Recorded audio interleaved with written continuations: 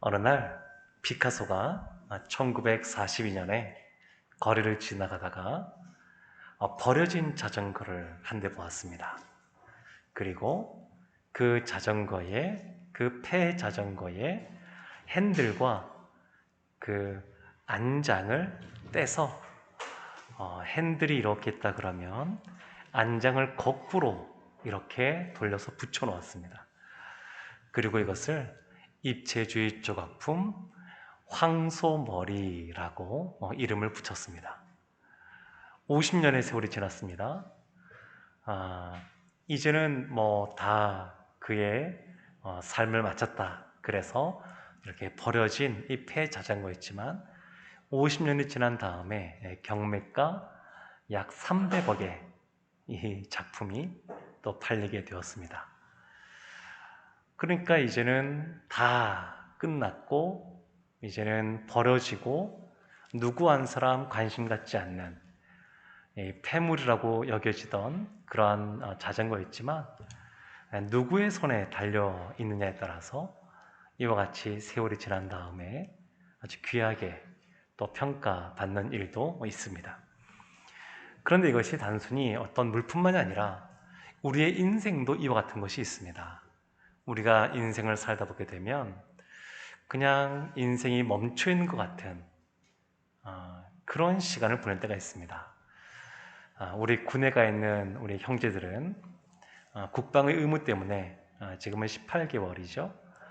그렇게 있는데 예전에는 뭐 2년, 3년 그렇게 군에 있었으니까 그 시간 동안 왠지 나만 멈춰 있는 것 같고 왜 이곳에 있는지 모르겠고 또 지금은 이제 뭐 그런 것이 없겠지만 그 당시엔 여러 가지 구타라든지 뭐 얼차례라든지 이런 것이 만연하던 시절들이 있었으니까 왜 이와 같은 일들을 겪어야 되는지 군에 있는 동안에 참 그런 고민들을 많이 할 때들이 있었습니다. 뭐 우리 여자분들도 결혼하고 출산하게 되면 그전에는 몰랐는데 이 어린 자녀를 육아한다고 하는 것, 키운다고 하는 것, 그 아이가 자라서 또 학교에 들어가기까지 또 들어가서도 마찬가지입니다만 특별히 어렸을 때는 그 엄마가 많이 매여 있는 것을 볼 수 있습니다. 신앙생활에서도 보게 되면 우리 여자 성도님들의 신앙이 가장 바닥을 치는 그러한 일반적인 경우가 언제냐면 어린 자녀를 키울 때 그때가 가장 신앙적으로도 어려울 때입니다. 경력 단절도 그때 많이 생기게 되고요. 그러면서 인생 이것이 뭔가 이런 회의에 빠지기도 합니다. 그리고 인생을 열심히 살았지만 노년이 되게 되면 남은 것은 병밖에 없다고 이제는 활동도 많이 하지 않고 육체의 그러한 질병이 우리 가운데 찾아올 때 인생에 대해서 그냥 시간이 멈춘 것 같은 그러한 느낌을 가질 때가 있습니다. 또 그것이 아니어도 우리 가운데 반복적인 어떤 고난들이 찾아올 때 그리고 반복적인 그런 일상 속에서 보람을 느끼지 못할 때 그럴 때 뭔가 버려진 것 같고 그리고 의미가 없는 것 같고 그리고 멈춰 있는 것 같고 이런 생각들을 할 때들이 있습니다. 그런데 성경에 보게 되면 오늘 본문에 등장하는 인물인 이 욥을 보게 되면 어쩜 사람이 고난을 당해도 이렇게까지 고난을 당할까? 그런 말이 절로 나오는 그러한 고난을 욥이 당했습니다. 고난이 한 개가 아니라 고난에 고난이 계속 겹쳐 있는 누가 보더라도 참 인생에서 이렇게까지 힘들 수 있을까 싶을 만큼 이 욥은 많은 고난을 겪었습니다. 그 당시에 동방의 큰 부자라고 일컬어지던 이 욥이었지만 수많은 그러한 그 가축들을 또 재산들을 잃게 되고 경제적인 파탄에 이르게 됩니다. 오늘날은 뭐 여러 가지 부동산이라든지 뭐 주식이라든지 뭐 이런 것들로 그 사람의 그러한 자산을 많이 평가한다 그러면 이 당시에는 얼마나 많이 가축이 있는가, 양, 소, 뭐 나귀, 낙타 이런 것들을 얼마나 많이 가지고 있는가, 소유하고 있는가, 이것이 그 사람의 부자의 척도였는데, 그 수많은 그러한 그 동물들을 스바 사람들이 또 갈대아 사람들이 와서 종들을 죽이고 그것을 탈취해 가고, 심지어 하늘에서 하나님이 불을 내리셔서 그 수많은 그러한 종들과 양들이 다 죽고 마는, 그래서 한순간에 그 재산들을 다 잃고 마는 그러한 어려움을 겪었습니다. 뿐만 아니라 하나님 주신 7명의 아들, 3명의 딸, 이 10명의 자녀가 한날에도 다 죽게 되었습니다. 이 자녀들이 어떤 자녀들이냐면 욥처럼 믿음의 자녀들입니다. 그리고 욥이 혹시나 죄가 있을까봐 뭔가 잔치를 베풀거나 아주 좋은 날이 있으면 이들과 함께 하나님 앞에 제사를 지낼 때 함께 동참했던, 그러니까 말씀과 기도와 예배로 잘 양육했던, 눈에 넣어도 아프지 않을 그러한 자녀들인데 다 죽임을 당하게 된 겁니다. 더군다나 사랑하는 아내였던 그 아내가 결국에는 이것이 겹치고 겹치다 보니까 이 욥을 욕하고 하나님을 저주하고 떠나가는 가정이 완전히 붕괴된 그러한 어려움을 겪게 되었습니다. 그냥 상처난 곳에 소금을 뿌린다고 그의 절친한 친구들이 찾아와서 욥에게 말을 하는데, 그 사람들이 나쁜 사람들은 아닙니다. 하나님을 믿는 사람들이고 또 하나님을 의식하는 사람들이지만, 그러나 욥의 그 상황을 이해하지 못하고 그냥 그에게 너가 잘못해서 그렇다, 회개해야 된다, 이런 말들을 하면서 더 큰 상처를 이 욥에게 주었습니다. 욥이 이와 같은 말들을 들을 때, 특별히 이 욥기 22장에서 엘리바스의 그런 말을 듣고 나서 23장에서 이 엘리바스에게 항변하는 것이 아니라 하나님 앞에 어떻게 행했는지를 보여주고 있습니다. 이와 같이 욥이 큰 고난 가운데 고난에 고난이 더해진, 그리고 누가 보더라도 인생이 이제는 끝난 것처럼 보이는, 그리고 다시 재기할 수도 없을 만큼 이 몸 안에 몸 밖에 여러 가지 질병 가운데 놓여지는 그러한 상황 속에서 욥이 했던 것이 있었습니다. 그것이 뭐냐면 기도입니다. 근데 욥이 그냥 적당히 기도하지 않았습니다. 열심히 기도했습니다. 열심히 욥이 기도했는데 그 결과가 무엇이냐면 아무런 응답이 없는 겁니다. 그와 같이 인생에 누가 보더라도 어쩜 저럴 수가 있을까? 하나님이 저주하지 않았다 그러면 저런 상황에 처할 수 없을 것 같은데 어쩌면 그냥 하나하나 고난이 오는 것도 아니고 쉽게 볼 수 없는 그러한 고난이 저렇게 많이 올 수 있을까? 이렇게 계실 만큼 고난 가운데 있을 때에도 열심히 기도했지만 아무런 응답이 없는 겁니다. 그래서 욥기 23장 3절과 5절에 욥이 이렇게 고백합니다. 내가 어찌하면 하나님을 발견하고 그의 처소에 나아가랴. 어찌하면 그 앞에서 내가 호소하며 변론할 말을 내 입에 채우고 내게 대답하시는 말씀을 내가 알며 내게 이르시는 것을 내가 깨달으랴.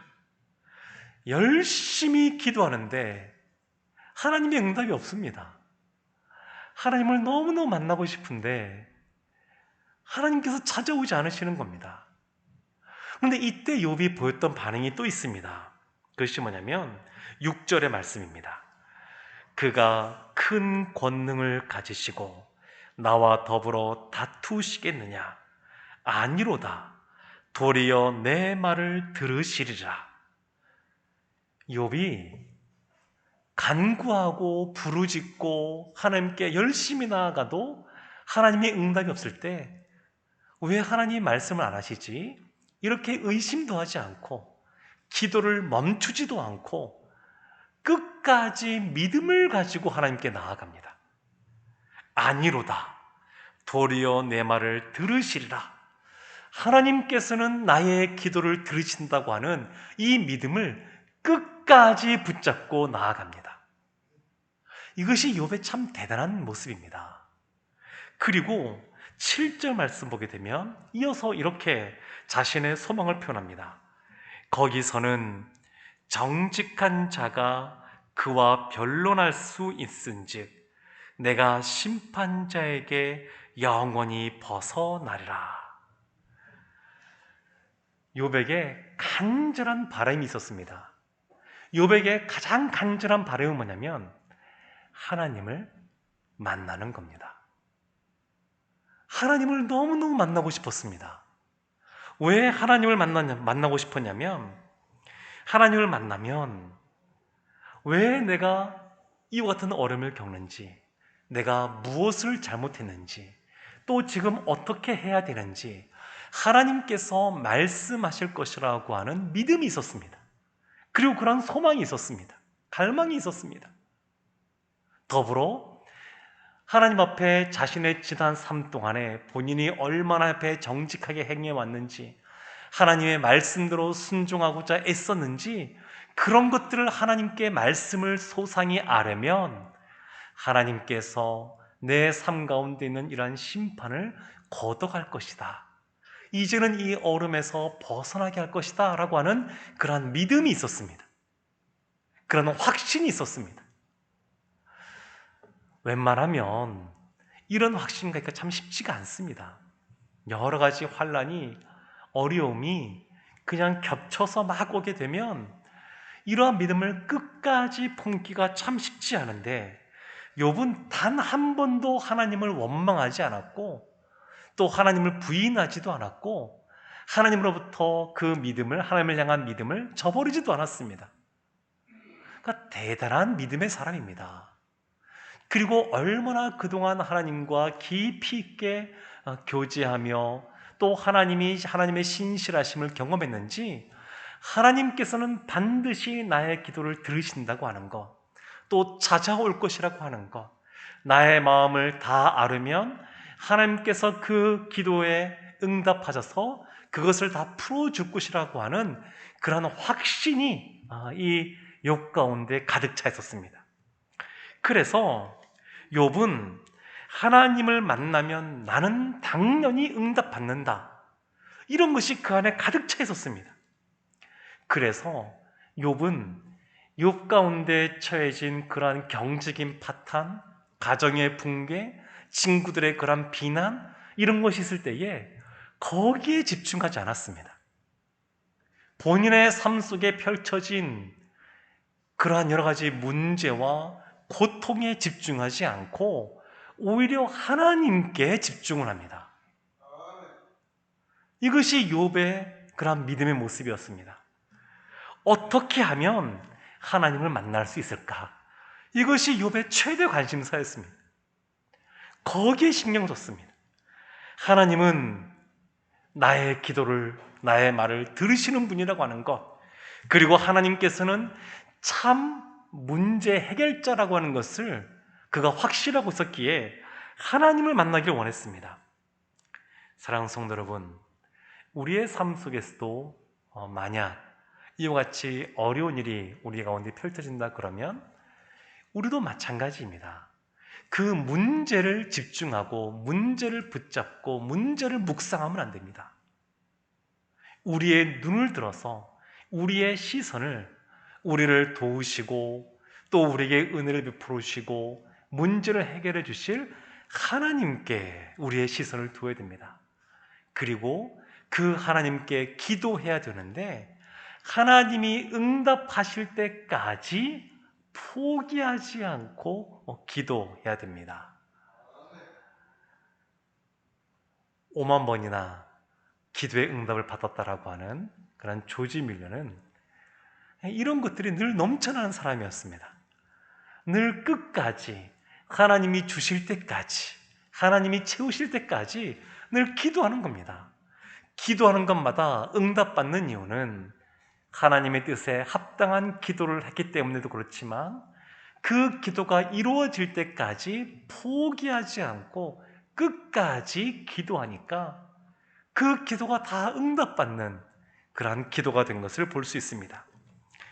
다윗이 시편 145편 18절 19절에서 이렇게 고백합니다.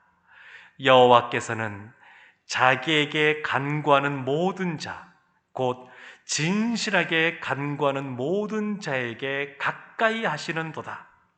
그는 자기를 경외하는 자들의 소원을 이루시며 또 그들의 부르짖음을 들으사 구원하시리로다. 인생이 너무 힘들어서 숨쉬기가 힘들고 그리고 인생이 멈추는 것 같을 때 우리에게 필요한 것은 뭐냐면 산소 호흡기 같은 것이 필요한데 그것이 바로 기도입니다. 무엇인가 이제는 이해할 수 없는 일들이 벌어지고 감당할 수 없는 일이 벌어지고 그리고 내 힘으로 안 된다, 안 될 것 같다라고 여겨질 때 우리에게 필요한 것은 기도의 호흡기가 우리에게 필요합니다. 그래서 욥이 이렇게 하나님 앞에 믿음을 갖고 소망을 품고 하나님께 기도하면서 나오는 아름다운 고백이 이 욥기 23장 10절의 고백입니다. 10절에 이렇게 나옵니다. 그러나 내가 가는 길을 그가 아시나니 그가 나를 단련하신 후에는 내가 순금같이 되어 나으리라. 이 짧은 구절에 세 가지를 말합니다. 첫 번째는 뭐냐면 내가 가는 길을 그가 아시나니, 내가 가는 길은 하나님이 아십니다. 하나님이 아십니다. 내가 어느 길로 가야 될지, 사망의 음침한 골짜기를 지날지라도 나를 인도하시는 주님의 그 지팡이, 그것은 하나님께 있고 하나님께서 나의 길을 인도하십니다. 그것을 고백하는 겁니다. 두 번째가 뭐냐면 그가 나를 단련하신 후에는, 하나님은 나를 멸망시키는 것이 아니라 지금 단련시키고 계십니다. 이걸 고백하는 겁니다. 참 이 고백이 쉽지가 않은데 우리의 삶을 돌이켜보면 폐의 자전거처럼 버려진 것 같고 이제는 아무도 거들떠보지 않는 것 같고 녹슬어 가고 그냥 버려진 것 같은데, 그러나 이것이 하나님이 우리에게 멸망, 심판을 주시는 것이 아니라 결국 우리를 단련시키는 훈련 과정 속에 두셨다라고 이 욥이 고백하고 있습니다. 우리도 삶을 살면서 누구나 사실은 다 예외 없이 고난의 삶을 살게 되어 있는데, 그런데 욥처럼 나는 욥과 같은, 아니면 욥보다 더 큰 고난의 삶을 살고 있습니다, 또 그러한 삶을 살았습니다라고 말할 사람은 흔치는 않을 것 같습니다. 근데 욥이 나의 이와 같은 고난은 사실은 나를 훈련시키고 단련시키기 위하여 행하신 것입니다, 그렇게 고백하는 겁니다. 세 번째는 뭐냐면 내가 순금같이 되어 나으리라. 하나님은 나를 결국 순금같이 만들어내실 것입니다. 이렇게 믿음의 고백을 하고 있습니다. 사랑하는 성도 여러분, 욥이 이와 같이 확신을 갖고 이와 같이 고백하는 삶을 살 때 그의 마지막이 어떠했는지 우리가 잘 알고 있습니다. 욥기 42장 12절과 13절 말씀에 여호와께서 욥의 말년에 욥에게 처음보다 더 복을 주시니 그가 양 14,000과 낙타 6,000과 소 1,000결이와 암나귀 1,000을 두었고 또 아들 7과 딸 3을 두었으며, 처음보다 더 복을 주었습니다. 이러한 가축과 관련해서는 배나 복을 주셨고, 그리고 자녀들도 동일하게 하나님께서 복을 주셨습니다. 그런데 이 눈에 보이는 이러한 경제적인 회복, 그리고 가정의 회복보다 더 중요한 복을 이 욥이 받아 누리게 됩니다. 그것이 욥기 42장 5절에 이렇게 나옵니다. 내가 주께 대하여 귀로 듣기만 하였사오나 이제는 눈으로 주를 배움나이다. 욥에 있어서 이 모든 단련되는 이 과정을 지난 다음에 이가 정금같이 되는 가장 아름다운 모습은 무엇이냐면 하나님을 만난 겁니다. 하나님을 보고 하나님의 임재를 경험한 겁니다. 이것이 욥에게 있어 최고의 복입니다. 눈에 보이는 그러한 가축과 경제인 것과 또 자녀와 그 가정도 다 하나님이 주신 큰 복이지만 그것보다 더 큰 복은 하나님을 만나 뵙게 된 것입니다. 희미하게 알던 그 듣기만 했던 하나님을 이제는 눈으로 보고 만나는 그런 복, 하나님의 깊은 임재를 경험한 것, 그것이 욥에게 있어 가장 큰 복인 것을 볼 수 있습니다. 조지 뮬러가 난관이 올 때마다 그가 했던 여러 가지 기도의 그러한 방법들이 있었는데 그 중에 하나가 무엇이냐면 작정 기도입니다. 어려운 일이 올 때마다 그리고 하나님이 아니고서는 해결되지 않던 그러한 문제에 직면할 때마다 하나님이 고아들에 대한 마음을 주셔서 고아원을 짓는데 처음 짓고 또 두 번째, 세 번째, 네 번째 계속 지어가야 되는데 그런데 지을 재정이 없을 때 이 조지 뮬러가 했던 방법이 무엇이냐면 다니엘이 창문을 열고 하루에 3번씩 기도했던 것처럼 하루에 3번 기도하기로 작정한 겁니다. 그 기도가 이루어질 때까지 난관이 생길 때마다 어려움이 생길 때마다 하루에 3번씩 작정하고 기도한 겁니다. 작정 기도다라고 하는 것은 2가지를 작정하는 겁니다. 첫 번째는 기도할 시간을 작정하는 것이고 또 하나는 기도할 장소를 정하는 겁니다. 새벽에 또 금요일 이 밤에 우리의 성도님들이 작정하고 하나님께 나가는 것처럼 작정하고 기도하는 겁니다. 욥은 하나님 앞에 믿음을 갖고 그리고 소망을 품고 기도했습니다. 우리가 소망을 품는다라고 하는 것은 뭐냐면 끝까지 소망을 품는 겁니다. 저도 목회하면서 더욱더 많이 느끼고 또 경험하고 깨닫게 되는 것 중에 하나가 뭐냐면 끝까지라는 겁니다. 끝까지. 소망을 품는데 끝까지 품는 겁니다. 소망은 끝까지 품는 겁니다. 하나님이 주신 말씀이 이루어질 때까지 믿음을 가지고 끝까지 그 말씀을 붙잡고 욥이 나아갔고 결국 하나님께서 욥을 찾아오시고 욥의 그러한 마음의 그 간절함들, 하고 싶은 말들, 근데 다 알지 않아도 이미 하나님께서 다 아시기 때문에 그냥 말씀하시는 것으로 나옵니다. 다 아십니다. 모르시지 않습니다. 사랑하는 성도 여러분, 우리 가운데 인생이 멈춰 있어서 기도의 호흡기가 필요한 것 같은 그러한 삶의 문제에 직면할 때에 우리가 더욱더 믿음을 가지고 끝까지 하나님 앞에 기도하며 나간다 그러면 하나님이 우리를 정금같이 우리를 단련시키사 정금같이 만들어 줄 줄로 믿습니다. 욥이 기대하지 못했던 그러한 경제적인 회복, 가정의 회복, 그리고 무엇보다 하나님의 깊은 임재를 경험하는 그러한 은혜를 누리는데 우리에게도 우리가 상상하지 못했던, 우리가 기대하지 못했던 놀라운 은혜로 우리에게 함께 하실 줄로 믿습니다. 욥과 같이 끝까지 믿음을 갖고 힘써 기도하는 하나님의 자녀들 다 되시기를 주님의 이름으로 축원합니다.